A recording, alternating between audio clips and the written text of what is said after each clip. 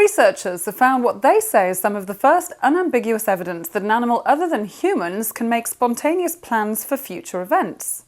Current Biology, a Cell Press publication, highlights observations from the study of a male chimpanzee who collected stones to create discs that he would later use to hurl at zoo visitors. You know, now I come to think of it, I reckon my pet iguana is scheming. Guess he's just good at hiding the evidence. Think Lamarckian evolution is outdated? Ha! Think again. 2 new studies at MIT have concluded that the environment and experiences of an adolescent mouse, such as abuse and neglect, can affect the genes passed on to the next generation of mice. In another study, mice that were genetically engineered to have cognitive disabilities were raised in a stimulating environment filled with toys, physical exercise, and socializing to raise their brain functions.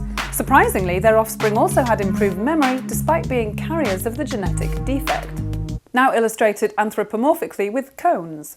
Ms. Peggy Nelson has taken it upon herself to photograph orange cones in places other humans were expected.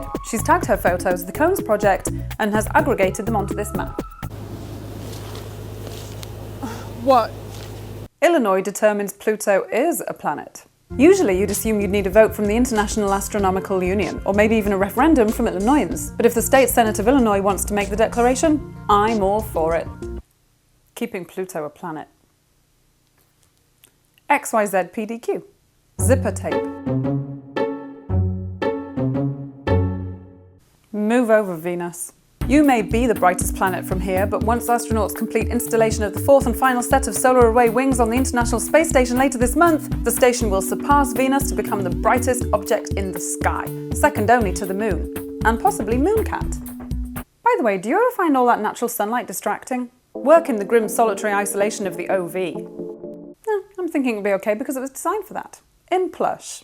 An artist known only as Pulsewidths is creating miniature felt replicas of giant legendary retro synthesizers such as the Korg MS-20, Roland Juno 106 and Minimoog. You know, for those who take their hard house soft. In giant plushiness, Rolcats. Drat, thwarted so close to freedom's sweet caress. I dreamed for but a taste of the decadent West, and now my eulogy is sung by guard dogs and alarm bells. And finally today. 3.14159265358979323846264338332